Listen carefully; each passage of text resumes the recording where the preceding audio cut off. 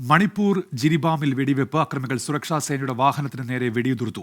രണ്ടുപേരെ പോലീസ് പിടികൂടി. രാഹുൽ ഗാന്ധിയുടെ സന്ദർശനത്തിന് തൊട്ടുമുൻപാണ് സംഭവം. അച്യുതൻ ഡൽഹിയിൽ നിന്ന്. അച്യുതൻ, വിവരങ്ങൾ എന്തൊക്കെയാണ്?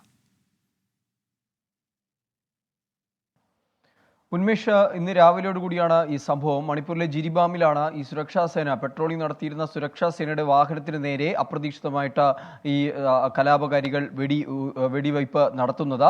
സംഭവത്തിന് പിന്നാലെ സുരക്ഷാ സേനയും തിരിച്ച് വെടിവയ്പ് നടത്തി. ഒപ്പം രണ്ടുപേരെ, ഈ അക്രമികളുടെ കൂട്ടത്തിലുണ്ടായിരുന്ന രണ്ടുപേരെ അറസ്റ്റ് ചെയ്യുകയും ചെയ്തു. ഇവരെ ഇപ്പോൾ പോലീസിന് കൈമാറിയിട്ടുണ്ട്. നിലവിൽ ഇവരെ ചോദ്യം ചെയ്ത് വരികയാണ്. കാരണം ഇന്നലെ രാത്രിയും ജിരിബാമിൽ നിരവധി വീടുകൾ അക്രമികൾ തീയിട്ടിരുന്നു. ഇതുമായി ബന്ധപ്പെട്ടുള്ള കേസിന്റെ അന്വേഷണവും പുരോഗമിക്കുന്ന ഘട്ടത്തിലാണ് ഇന്ന് സുരക്ഷാ സേനയുടെ വാഹന വ്യൂഹത്തിന് നേരെ വെടിവയ്പ് ഉണ്ടായത്.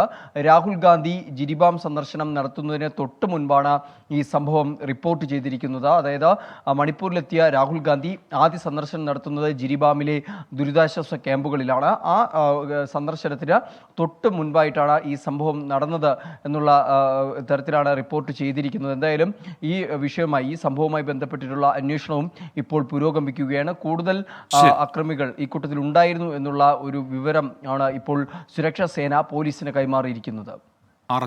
ഡൽഹിയിൽ നിന്ന്.